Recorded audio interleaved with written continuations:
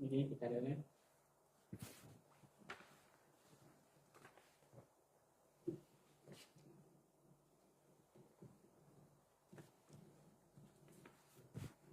Kita mulai ya, Bu. Assalamualaikum warahmatullahi wabarakatuh. Selamat pagi semuanya, salam sejahtera. Kembali lagi bersama saya Intan dalam sesi Psikotel. Hari ini kita akan mengupas fakta-fakta dan cerita-cerita terkini tentang judul kita pada hari ini, yaitu kerja keras atau kerja sehat, menjaga keseimbangan mental di dunia profesional. Baik teman-teman semua, sebelum kita membahas lebih lanjut, maka kita akan membahas betapa pentingnya topik ini dalam kehidupan sehari-hari kita. Karena kita seringkali tuh terjebak dalam tuntutan untuk terus produktif, tetapi mental kita udah nggak sehat lagi. Contohnya tuntutan kerja yang banyak, beban kerja yang banyak, sedangkan nutrisi di dalam tubuh kita tuh udah nggak sanggup lagi, sehingga menyebabkan kepada gangguan pada kesehatan mental kita. Nah, untuk membahas topik ini lebih mendalam, kita hari ini bersama dengan narasumber kita, Ibu Irma Oktavianti, SPSI MPSI Psikolog, selaku alumni Psikologi Unmuha dan sekaligus praktisi psikologi industri dan organisasi. Selamat pagi, Ibu. Pagi, mungkin udah mau siang kali ya, pagi menjelang siang. Selamat siang Kak Intan. Mungkin saya akan panggil Intan ke depan selama beberapa saat ini akan saya panggil Kak Intan gitu, meskipun kalau di kelas mungkin saya panggilnya Intan. Baik, terima kasih sekali lagi sudah diundang untuk jadi pemateri, bukan pemateri sih ya, ngisi konten di Psikotalk Psikologi. Sebelumnya, Assalamualaikum warahmatullahi wabarakatuh. Selamat siang juga para, apa nih panggilan untuk TikToknya? Para bestie-bestie Psikotalk. Oke, para bestie Psikotalk ya. Selamat siang, semoga hari ini teman-teman semua dalam keadaan sehat, bahagia, dan baik begitu. Untuk tema kita hari ini apa nih Kak Intan? Kerja keras atau kerja sehat, menjaga keseimbangan mental di dunia profesional. Oke, sebenarnya topik ini sangat menarik ya, apalagi untuk era yang sebelum masa COVID itu kan memang budaya kerja itu kan ya udah datang pulang gitu lembur. Tapi kalau setelah COVID itu ada budaya kita WFH, kemudian para Gen Z ini mulai sekolahnya Zoom, daring ya, dan itu sangat mengubah cara kerja, cara komunikasi dalam dunia kerja begitu, sehingga bagaimana kita untuk supaya kerja cerdas, tidak hanya kerja keras begitu, sehingga menuju kerja cerdas itu kita menjadi kerja yang sehat begitu. Nah, ini topik yang sangat dibutuhkan, sangat oke dan menarik, terutama pada kondisi-kondisi saat ini gitu. Apa ya, kita dituntut untuk adaptif, kemudian persaingan juga semakin ketat ya. Yang sekarang tuh lebih pusingnya itu mungkin bukan daripada, mungkin pusing juga sih ketika kita bekerja di tempat kerja yang tidak nyaman begitu. Tapi justru jadi PR-nya itu adalah ketika kita tidak punya kerjaan gitu. Jadi mending pusing kayaknya ya, mending pusing kita di kerja daripada kita nggak punya kerjaan gitu. Ya, teman-teman. kurang lebih begitulah Kak Intan. Baik Ibu, terima kasih untuk pembukaannya tadi. Nah, di sini kita mulai diskusi teman-teman semua. Nah, untuk teman-teman semua, kalau ada yang ingin dipertanyakan atau ada nih di dalam hati yang ingin bertanya tentang seputar topik kita, maka boleh langsung typing, nanti kita bakalan baca satu persatu dan nanti bakalan dijawab langsung oleh narasumber kita. Baik Ibu, kita akan membuka sesi diskusi kita pada hari ini dengan satu pertanyaan pertama. Oke. Menurut Ibu, dalam perspektif psikologi, apa perbedaan utama antara kerja keras dan kerja sehat, gitu Bu? Oke, kita bahas tentang kerja keras dulu ya Kak Intan. Nah, kerja keras itu kan kalau kita anggap dia sebagai rutinitas kita sehari-hari mungkin iya. stigma kita adalah kita sudah bekerja keras ketika kita ibaratnya itu kerja pagi, pulangnya larut malam. Itu sudah disebut dengan kerja keras.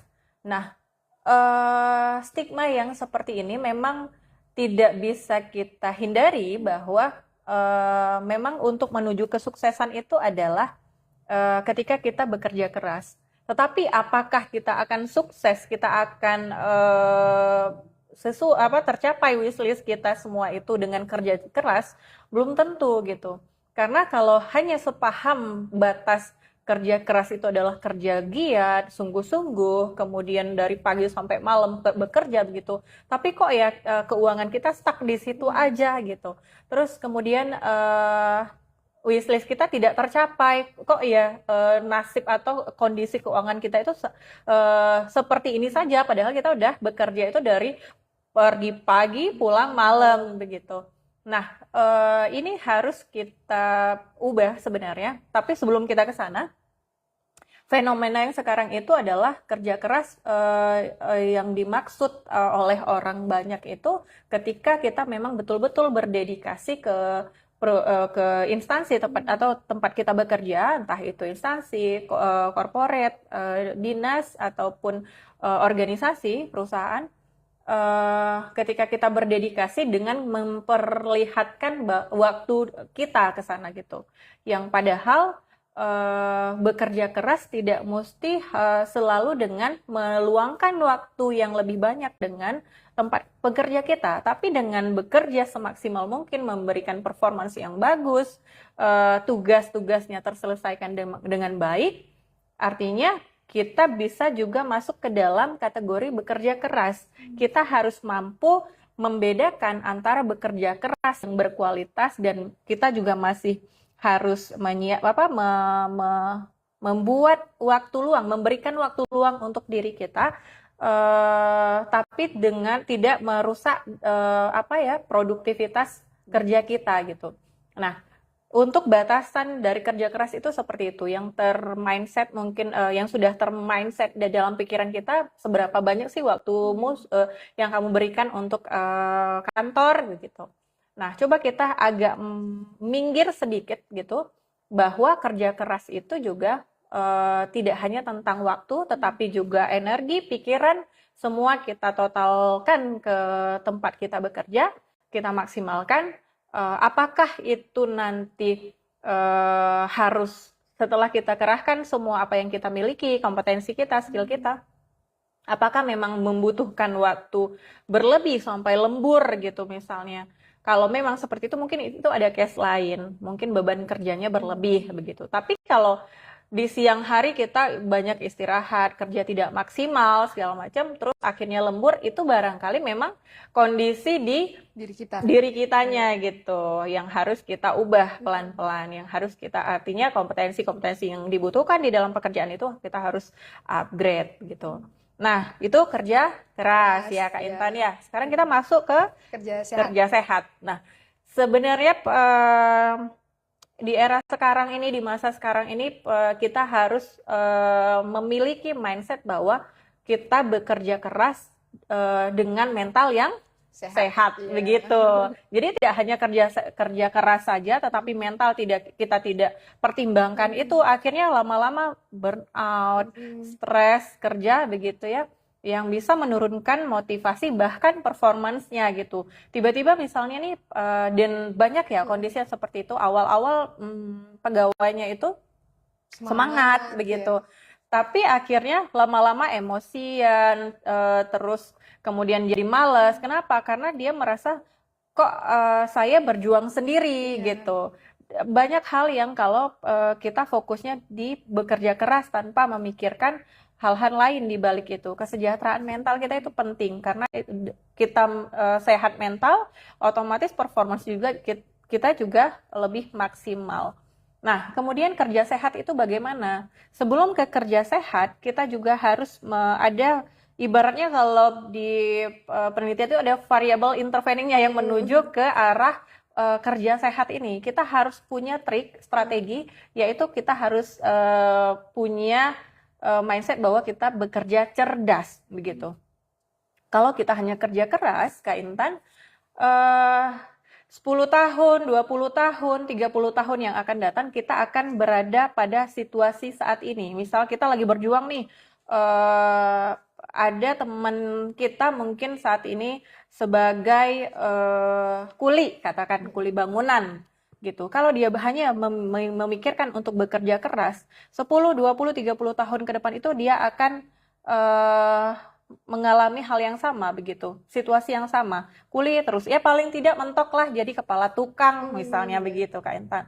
Tapi kalau kita sudah pada tahap kerja cerdas, artinya ada mimpi, ada goals yang harus kita capai dengan strategi-strategi yang sudah kita pikirkan begitu. Ada mimpi yang harus kita capai di situ. Nah, sehingga katakan begini, ada ada kisah nih gitu. Ada kisah si katakan Budi gitu, ya besti psikotalk. Ada si Budi, ketika dia ditanya oleh gurunya, misalnya, Budi nanti besar kamu mau jadi apa gitu. Nah, si Budi mikirnya itu saya harus jadi orang sukses Bu gitu. Lalu dengan cara apa Budi? Gurunya bertanya gitu misalnya. Oh, dengan kerja keras Bu gitu. Saya akan bangun semangat, bangun pagi, kemudian pulang lembur, pulang larut malam untuk mencapai cita-cita saya ingin jadi orang yang sukses.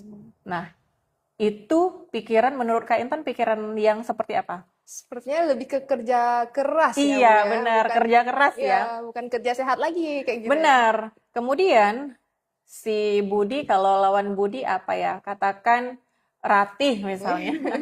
Ratih ditanya sama gurunya, kalau Ratih mau jadi apa gitu. Bisa tebak nggak Kak Intan atau mungkin para besti-besti di sana bisa tebak kira-kira dengan pikiran yang dia punya si Ratih ini, mindsetnya dia harus bekerja cerdas begitu. Kira-kira apa sih jawaban yang bisa dijawab ke ibu gurunya? Boleh langsung komen di sini, nanti yang bisa jawab dan benar bakalan kami prioritaskan untuk menjawab satu pertanyaan. Iya, benar.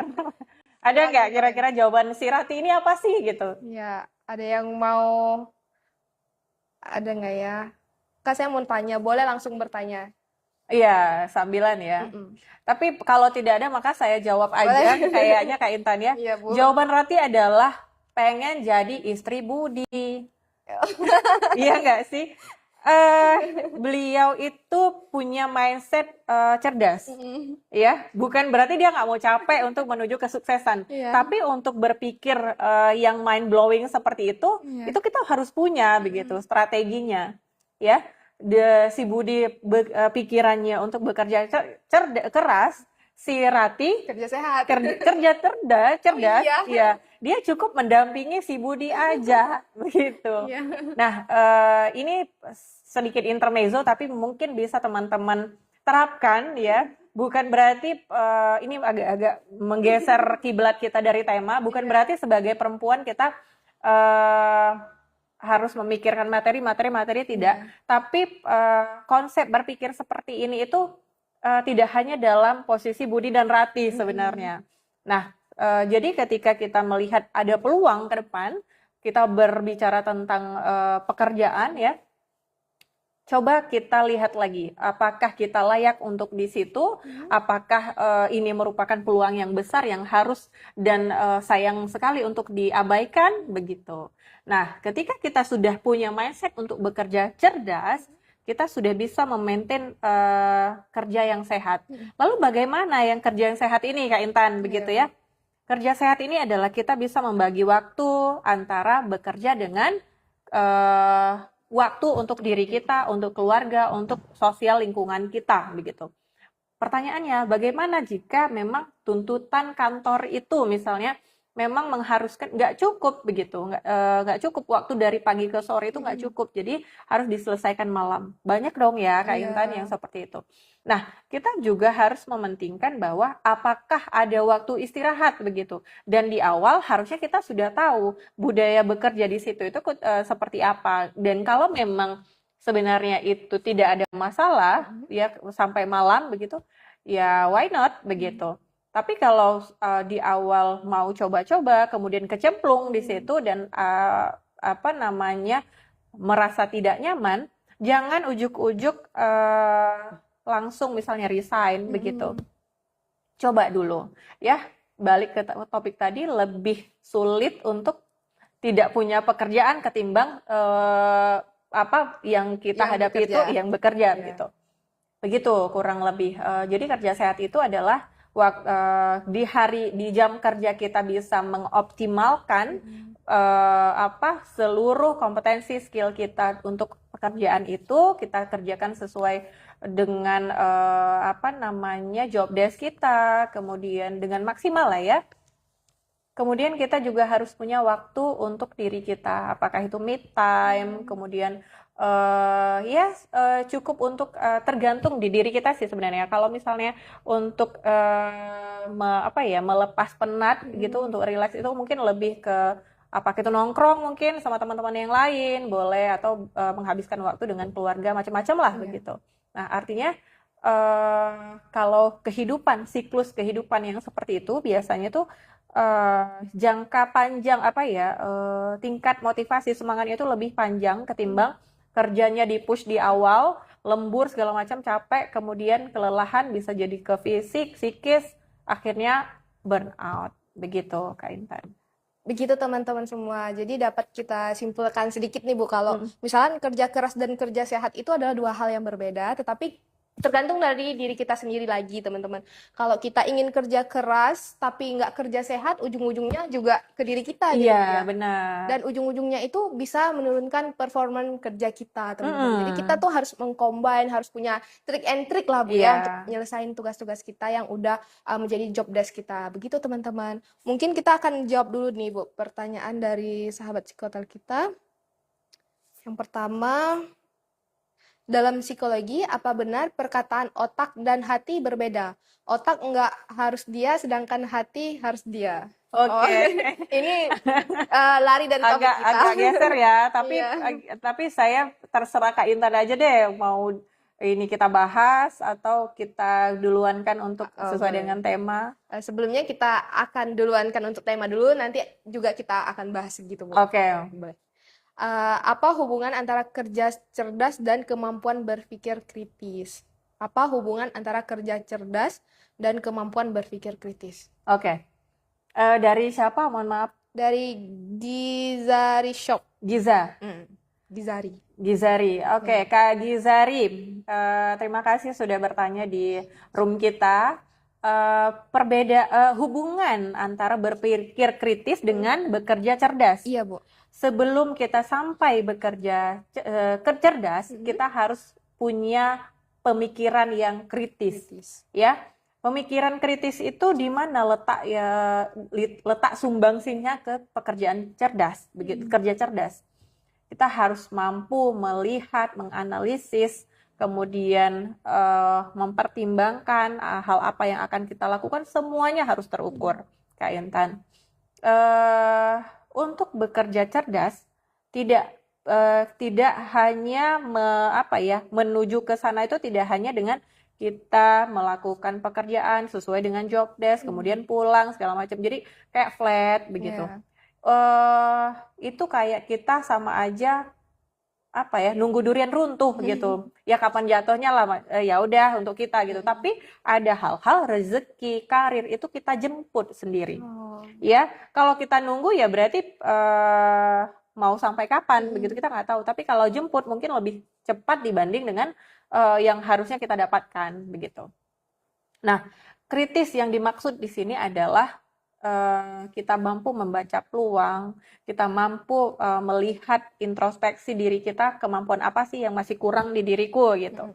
Apa yang harus diasah, apa yang harus dikembangkan, dan apa yang harus dibenahi dari diri kita begitu. Nah, katakan misalnya di sebuah corporate kita bekerja, seseorang bekerja lah begitu. Di dalam itu semua tempat kerja, balik lagi, pasti ada trouble, pasti ada permasalahan. Sekalipun itu perusahaan keluarga, pasti ada rintangan, itu pasti ada. Jadi kalau misalnya pelarian kita, saya nggak mau kerja di situ karena begini-begini. Anda pun pindah ke tempat yang lain, kalau itu permasalahan alasan Anda pindah, nanti ada lagi masalahnya begitu. Sehingga untuk menuju ke apa ya, bahasa gaul mungkin angkat tangan lah begitu ya, nggak mau lah di situ gitu. Itu harus penuh pertimbangan. Nah, untuk berpikir dalam situasi-situasi seperti ini tuh kita harus punya pikiran kritis, pikiran yang jernih, menganalisa apakah ya yang selama ini kita lakukan sudah sesuai, kemudian apa yang kita terima selama ini gitu, perlakuan orang lain ke kita, mungkin ada hal-hal yang kurang menyenangkan di diri kita baca dulu ini kenapa, sebab akibatnya itu apa gitu. Terus kita baca peluang ke depan ini, ada peluang misalnya karir begini. Nah, hal apa yang harus kusiapkan begitu. Harus kita siapkan itu apa? Untuk menduduki posisi misalnya katakan manajer gitu. Nah, kita nih lagi masih di level bawah, untuk menduduki posisi yang seperti itu apa yang harus saya persiapkan ya gitu. Nah, jangan direncanakan bulan depan rekrutmen manajer, terus hari ini teman-teman siapkan. Tidak, tapi dari jauh-jauh hari, ibaratlah menabung begitu. Lalu caranya bagaimana? Totalitas kepada tempat kerja, perusahaan dan lain-lain. Kemudian lihat budaya kerjanya. Budaya kerja yang dibutuhkan oleh si tempat kita bekerja itu apa? Misal katakan misalnya BUMN. BUMN itu kan punya value akhlak ya. A-nya adaptif dan lain-lain sebagainya. Nah, kita harus punya core kompetensi itu dan harus kita aplikasikan di dalam menyelesaikan pekerjaan sehari-hari. Kemudian kita lihat lagi tuh jabatan yang ingin kita tuju apa begitu.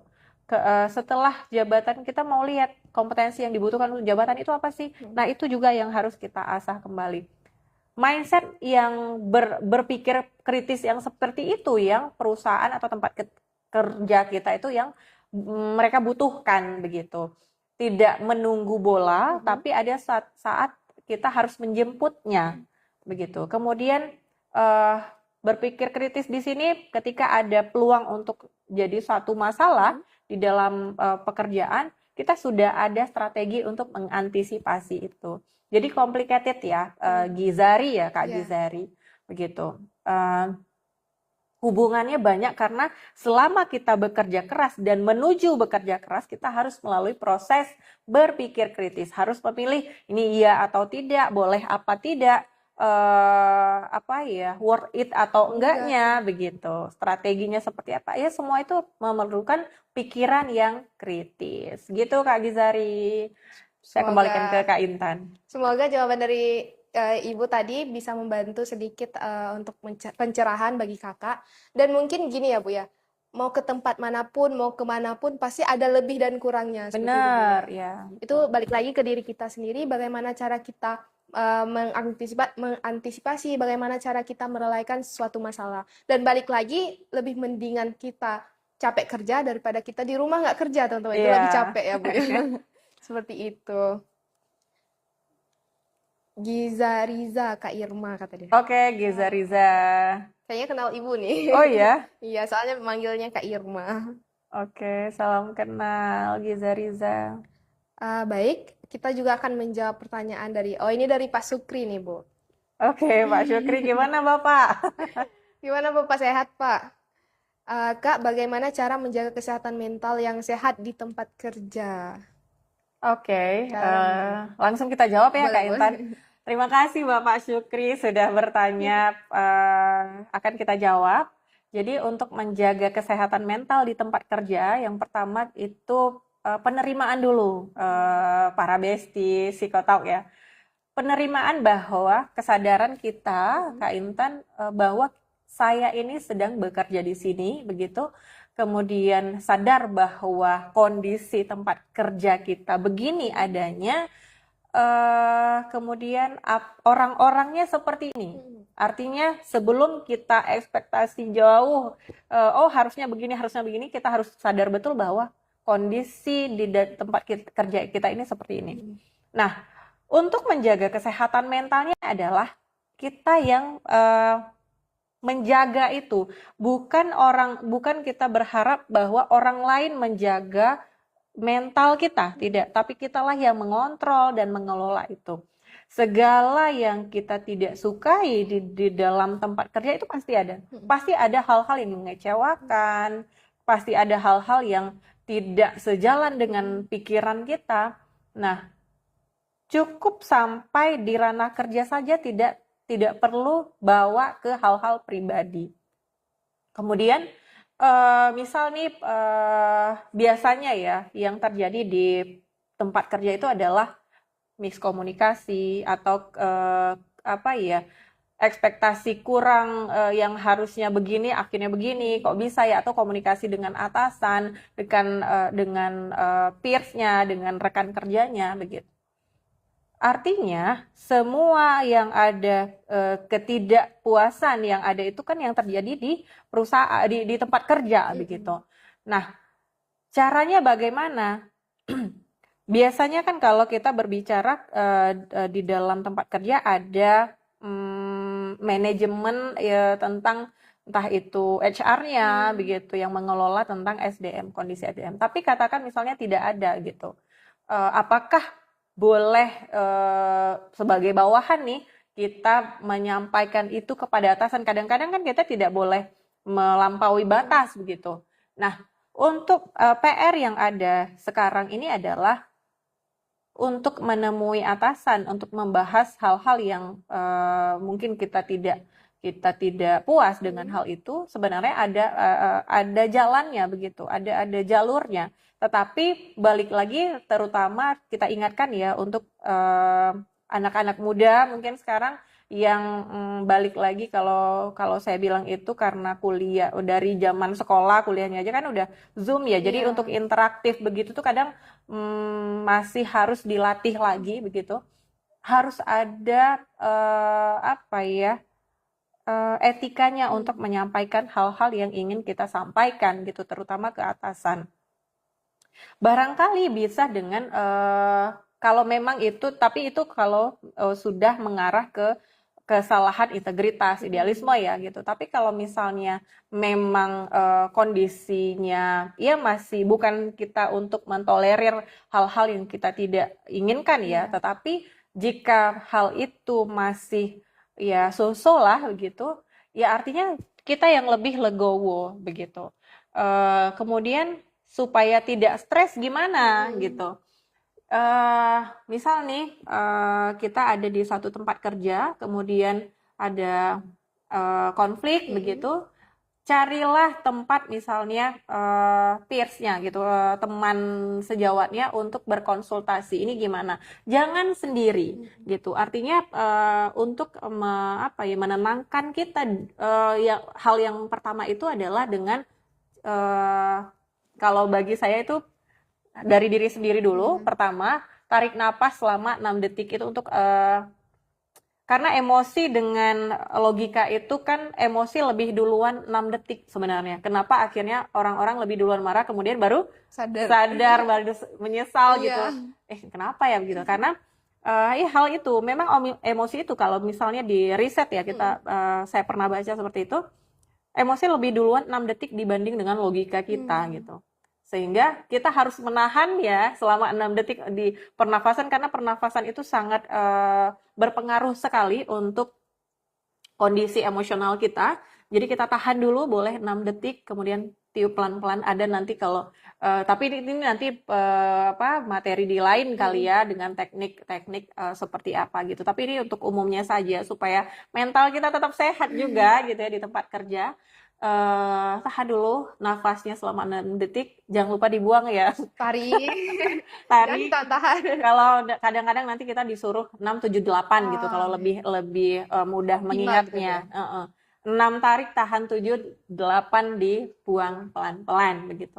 Nah, itu akan memperlancar aliran darah kita juga, sehingga bisa setidaknya sepersekian detik itu menolong ketika kita ingin menggunakan logika kita. Hal ini perlu nggak ya aku lakukan gitu? Atau sebenarnya seperti ini gitu. Jadi muncullah logika kita yang ke depan dibanding dengan emosi kita gitu.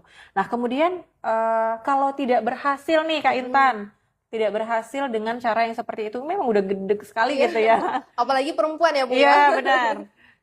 Boleh cari orang ya, jangan memendam sendiri. Cari orang yang memang teman-teman merasa nyaman di situ gitu dan dipercayai. Kalau misalnya tergantung permasalahan sih sebenarnya, kalau misalnya masalah kantor dan atau masalah diri kita yang kurang adaptif misalnya begitu, ada apa namanya budaya kerja yang tidak sesuai dengan idealisme kita mungkin gitu. Tapi itu boleh dikomunikasikan ke mungkin apakah senior kita begitu yang kita menurut kita itu dia bisa untuk dijadikan sebagai tempat kita untuk bertanya dan tukar pikiran begitu. Jadi cari orang yang ada di sekitar itu begitu, yang kita anggap memang bisa membantu kita dalam membuka pikirannya gimana sih gitu. Tapi kalau balik lagi, kalau misalnya permasalahannya di dalam begitu, itu silakan cari tenaga, apakah itu keluarga atau tenaga profesional begitu. Intinya jangan dipendam, jangan sendiri, dan harus segera cari jalan keluarnya. Jangan ditumpuk begitu, karena permasalahan di setiap pekerjaan itu selalu ada, struggle-nya selalu ada dimanapun kita berada, meskipun mungkin beda-beda judulnya. Misalnya ibarat kalau misalnya jangan ujuk-ujuk mau resign lah, nggak mau bekerja lah, mau pindah, mau dirotasi lah, mau dimutasi lah begitu.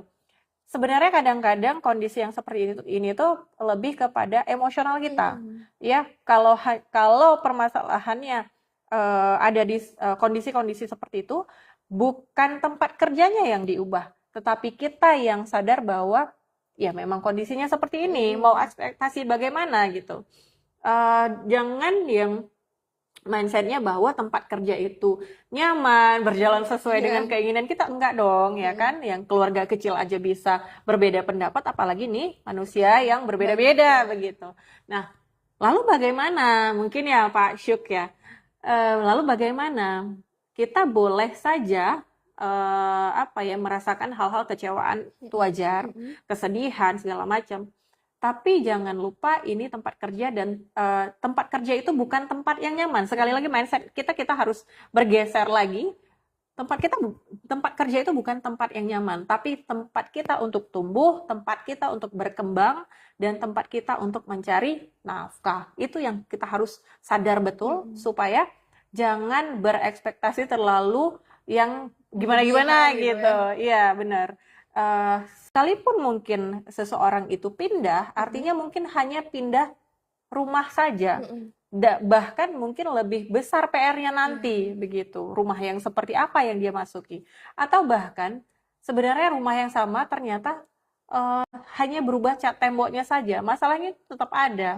Sehingga kalau alasan permasalahan yang hal-hal yang umum di dalam perusahaan, kemudian kita harus mentalnya tidak sehat hingga resign begitu, itu rugi sekali begitu. Jadi sebenarnya masih ada jalan atau solusi-solusi yang bisa teman-teman atau kita semua lakukan begitu. Jangan terlanjur jauh untuk kita masuk ke dalam psikis kita gitu. Apalagi kalau lama-lama ke psikis, akhirnya ke sakit fisik begitu. Sehingga pencegahan itu penting, kesadaran itu perlu, dan harus menerima kondisi kita di mana sekarang berada begitu, Kak Intan. Begitu Pak Syukri, semoga menjawab. Semoga ya Pak Syukri. Begitu. Ini ada lagi Bu. Ini mungkin Intan aja yang jawab. Mau masuk psikologi Unmuha info dong. Nah, bagi sahabat-sahabat semua, sahabat Psikotel Unmuha, kita sekarang udah buka ya Bu ya? Udah buka. Jadi untuk infonya Anda semua bisa langsung ke Instagram Fakultas Psikologi Universitas Muhammadiyah Aceh, atau bisa langsung DM ke TikTok ini. Nanti akan dibalas oleh admin kita ketika podcast ini selesai. Nah, untuk akreditasinya kita udah baik sekali ya Bu ya? Iya. Begitu teman-teman, jadi jangan ragu-ragu lagi untuk kuliah di Fakultas Psikologi. Nah, untuk biayanya juga di Psikologi Unmuha itu ada beberapa beasiswa-beasiswa yang boleh teman-teman apply nanti, semoga berhasil. Dan poin yang paling utama, Bu, kita mikirnya, oh anak PNS nggak bisa dapat beasiswa. Beasiswa. Nah, saya sendiri anak PNS dan saya dapat beasiswa. Masya Allah, Gitu. full. Full. Masya Allah, bisa ya ternyata. Bisa beasiswa dari BSI Scholarship, dan setiap tahunnya BSI Scholarship bekerja sama dengan fakultas kita, Fakultas Psikologi Universitas Muhammadiyah Aceh, dan banyak lagi beasiswa-beasiswa lain yang bisa teman-teman apply nantinya. Dan jangan ragu-ragu untuk kuliah di fakultas kita, Bu ya. Iya, benar. Ibu Irma juga alumni Iya, kita. benar. Disclaimer ya Kak Intan, saya juga alumni di Unmuha dan pada saat pertama mungkin kuliah itu biasalah ya ekspektasi kita sebagai mahasiswa baru tuh sebenarnya saya pengen negeri gitu, tapi kok swasta, dan ternyata pada saat menjalaninya kok asik ya begitu.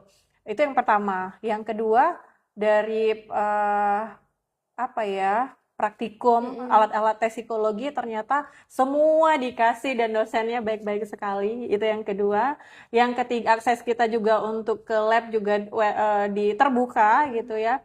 Kemudian kalau ada mahasiswa yang pengen konseling begitu, dimudahkan oleh pihak labnya begitu, sorry. Kemudian yang keberapa lagi kayaknya keempat ya. Keempat, saya juga pernah dapat beasiswa PNS juga, orang tua gitu, beasiswa tapi sekali gitu, tapi alhamdulillah ya, beasiswa berprestasi. Kemudian apa ya, kesempatan kita untuk berkembang, saya jujur sekali banyak apa ya, kemampuan-kemampuan yang saya dapatkan selama kemampuan yang berkembang selama saya kuliah di psikologi Unmuha ini gitu. Dan ini saya rasakan itu setelah saya masuk profesi. Oh ternyata hal-hal seperti ini yang saya lakukan dan saya dapatkan ketika S1 itu sangat berdampak sekali untuk kesiapan saya di kuliah. Sampai pada saat saya sudah ngajar pun keilmuan yang diberikan pada saat S1 itu tidak lepas dari saya begitu. Itu yang poin kesekiannya. Kemudian dosennya, stafnya itu welcome sekali sampai dengan saat ini begitu. Dari saya mulai kuliah, kemudian ya kuliah lah ya sampai saya bekerja begitu. Dosennya tidak merubah gitu. Oh, ini karena sudah selesai nih makanya kita baik-baikin begitu. Enggak, pada saat mahasiswa juga sangat humanis begitu ya. Masya Allah sekali.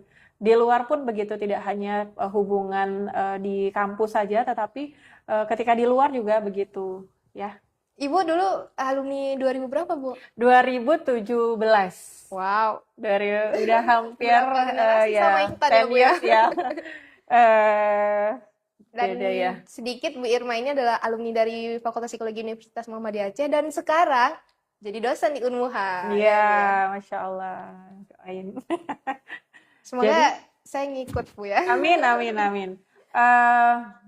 Apa ya, dan testimoninya lagi nih, ketika saya kuliah Mapro itu Magister Profesi Psikologi ya. Kita tidak ketinggalan. Saya merasa tidak ketinggalan dengan teman-teman lain di universitas-universitas lain. Disclaimer-nya, alhamdulillah saya lulusnya itu di angkatan yang saya termasuk cepat begitu. Bukan saya pintar, tidak ya, selain dari doa orang tua itu pasti ya, tetapi apa ya, wadah ilmu yang diberikan dari S1 itu cukup membantu begitu, terutama di bagian alat-alat tesnya. Kita selain belajar di praktikum di lab mengenai alat-alat tes psikologi, kita juga diberikan ruang untuk praktek atau magang. Nah, waktu itu saya magang di Polda Aceh. Kemudian magang lagi, bukan magang sih, ada dosen rekrut saya begitu sebagai tenaga freelance di salah satu biro psikologi di Aceh begitu. Jadi sangat terbuka para dosen-dosen dan staf ini untuk kita supaya bisa lebih berkembang begitu teman-teman. Jadi nggak rugi lah kuliah di psikologi Unmuha, benar saya bilang. Jadi kalau mau testimoninya langsung coba aja ya Bu Iya, ya, langsung coba daftar. aja, benar. Untuk infonya kita bakalan langsung share di Instagramnya. Setiap hari tuh admin kita bakalan nge-share info-info yang lebih menarik. Jadi teman-teman follow dulu Instagram kita Fakultas Psikologi Unmuha dan follow juga TikTok kita karena Benar. setiap hari Sabtu nih Bu kita ada Oke. agenda rutin untuk podcast untuk membahas tema-tema yang menarik nih, tema-tema yang hot-hotnya gitu, dengan Iya. narasumber-narasumber yang berbeda. Jadi jangan sampai ketinggalan infonya teman-teman. Oke, kita akan, wah ini nggak ada lagi. Nih Bu, ini pertanyaan yang Intan rangkum, yaitu apa sih strategi praktis yang bisa dilakukan individu untuk menjaga kesehatan mental antara produktivitas dan kesehatan mentalnya sendiri gitu. Oke, yang perlu diperhatikan untuk seseorang yang bekerja, tapi juga harus mentalnya harus oke, Sehat begitu ya. ya. Katakan misalnya dia di luar sebagai pekerja, dia di rumah sebagai ibu rumah tangga misalnya, tapi semua itu harus balance gitu. Triknya adalah kita harus mampu menyesuaikan yang pertama waktu, kemudian prioritas. Ya, ada waktu-waktu kita memang menghabiskan waktu total untuk bekerja, kemudian kita harus mampu menyiapkan waktu untuk keluarga juga begitu. Kemudian apalagi untuk diri kita sendiri begitu. Jangan lupa inhale exhale itu perlu. Tarik nafas, buang nafas itu solusi yang pertama yang bisa kita, yang sederhana sekali yang bisa kita lakukan. Kemudian merasa bersyukur, ya. Semua kita syukuri apa yang sudah kita dapatkan saat ini. Kemudian setelah bersyukur berjuang lagi, berusaha lagi. Kemudian kalau ada rintangan, ya kita hadapi lagi. Gimana caranya? Yaitu tadi berpikir kritis, penerimaan. Oke, ternyata mindful ya. Mindful itu penting. Kesadaran bahwa saya ini seorang yang bekerja, kemudian seseorang yang butuh mental yang sehat.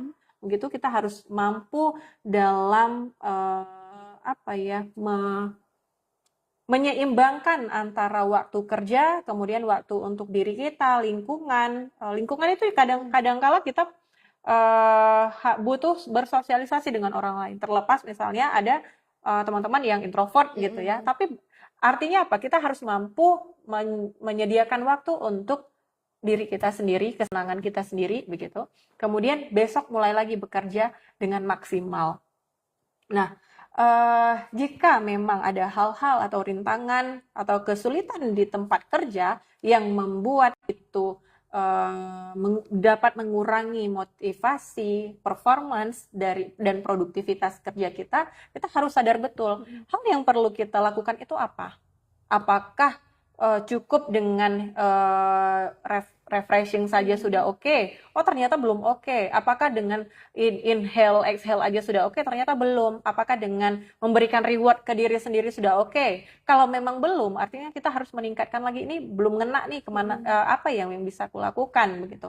Ternyata mungkin struggle-nya adalah kompetensi kita yang masih kurang. Misalnya yang untuk menduduki jabatan itu butuh level 10. Kita waktu di assessment kita masih level 7, level 8. Artinya kita harus mengupgrade diri supaya kita berada di level itu sehingga bukan jadi suatu struggle lagi.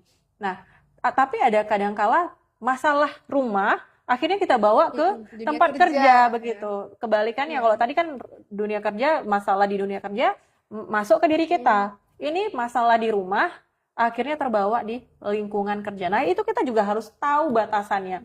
Selesai kamu dari rumah, selesai teman-teman dari rumah, kita sadar, oh kita mau ke tempat kerja. Oke, kita keep dulu permasalahannya. Bukan kita abaikan, tetapi kita kesampingkan dulu. Ya, kemudian begitu juga di tempat kerja. Pulang dari tempat kerja, kita omongin lagi masalah tadi itu di mana, kita cara penyelesaiannya seperti apa, win-win solutionnya bagaimana. Jadi jangan semuanya ditumpuk dan dibebankan di dalam satu pikiran yang cuman segini loh otak kita begitu ya.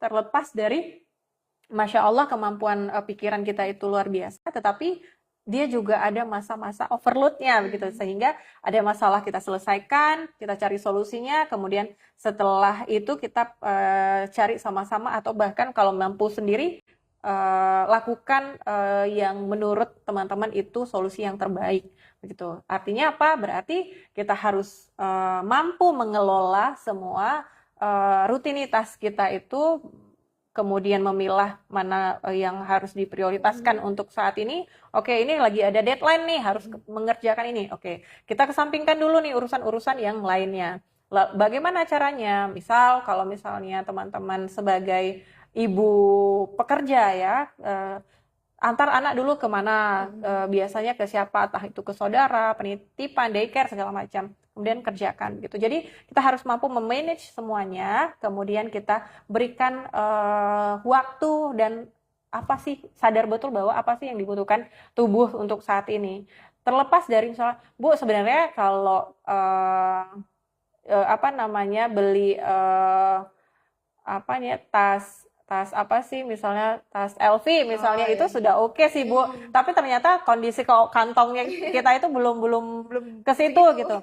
Coba kita turunkan standarnya. Mungkin ada hal-hal yang ternyata pergi ke laut aja sudah se-happy ini gitu. Nah, jangan lupa buang energi negatifnya di sana. Kemudian, atau nggak laut sih Bu, mungkin lebih ke gunung. Oke, kita pergi ke gunung gitu. Jadi berikan waktu seperti itu untuk diri teman-teman, diri kita semua, supaya dia itu ter-recharge balik gitu, ter-recharge ulang sehingga baterainya full.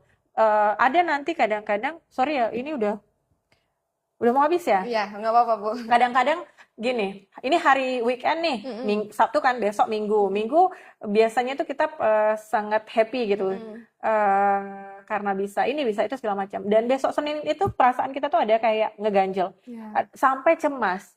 Aduh, besok Senin. Kalau hanya sebatas ya Senin gitu, it's okay, nggak apa-apa. Artinya manusiawi ya, kerja Masih lagi wajar gitu. gitu, ya. Tapi kalau sudah sampai di tahap keringat dingin, stres gitu mikirnya, sampai kayak nggak selera makan, itu harus anti-wanti. Apakah kita sedang mengalami burnout ya, atau hanya sekedar saja? Kalau sudah ke efek ke makannya terganggu, tidurnya terganggu, kondisi badannya gemetar, dingin, segala macam, itu coba deh, mungkin bisa dibantu oleh orang lain begitu, entah itu tenaga profesional, keluarga, atau orang terpercaya menurut diri kita atau teman-teman sekalian. Begitu Kak Intan, semoga bermanfaat. Oke, teman-teman semua, kita sudah berada di penghujung live kita pada hari ini. Jadi kalau ada teman-teman yang ingin bertanya atau apa, kami akan menunggu 5 menit terakhir gitu. Mungkin ada hal-hal yang ingin disimpulkan gitu Bu ya, Iya, hal-hal benar. apa yang masih mengganjil dalam diri teman-teman semua di tema kita pada hari ini tentang dunia kerja. Gitu. Mungkin pertanyaan terakhir nih Bu dari teman kita, kapan seseorang sebaiknya mulai mencari tenaga profesional? Kapan seseorang sebaiknya mencari tenaga profesional? Mungkin bisa dipakaikan metode ini deh. Seseorang itu wajar mengalami kondisi-kondisi mental yang sedang tidak oke gitu. Wajar, kita up and down itu wajar. Tetapi kalau itu lebih dari 2 minggu, kemudian 2 minggu sampai 6 bulan rentangnya itu sudah dalam kondisi yang sama, kemudian mengganggu yang tadi itu, makan, tidur, kemudian kepikiran secara terus-menerus, udah boleh hubungi udah minum obat gitu. Tapi kalau misalnya sehari, 2 hari, 3 hari, mungkin itu asam lambung kali ya. Masih wajar. Masih oke gitu.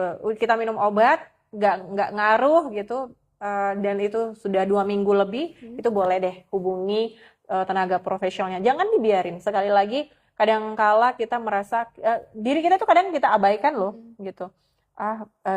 Gimana lagi, penerimaan kemudian abaikan. Semua apa yang sudah terjadi sama diri kita terima gitu. Kemudian penerimaannya itu kebablasan sih menurut saya. Kemudian ya udah pemakluman begitu. Akhirnya ternyata di alam bawah sadar kita itu menumpuk sehingga menjadi racun untuk tubuh kita, menjadi sebuah reaksi dan menampilkan seperti sakit begitu.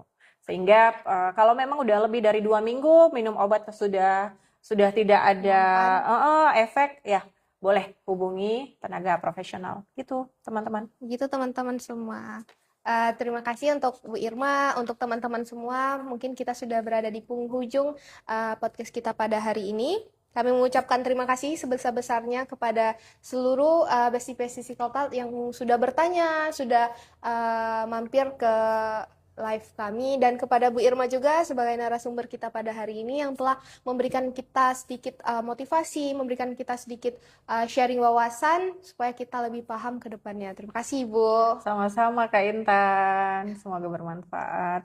Baik teman-teman semua, terima kasih. Wabillahi taufik wal hidayah. Assalamualaikum warahmatullahi wabarakatuh. Waalaikumsalam warahmatullahi wabarakatuh. Untuk sedikit info teman-teman, kita bakal setiap hari Sabtu itu jam 10 atau jam 11 kita bakalan adain live psikotal. Teman-teman boleh langsung bergabung, dan jika teman-teman semua ingin mengetahui tema apa yang ingin dibahas dan narasumbernya siapa, kami akan upload flyer di Instagram Fakultas Psikologi Universitas Muhammadiyah Aceh. Nanti boleh teman-teman dapatin info dari situ. Bye bye. Assalamualaikum.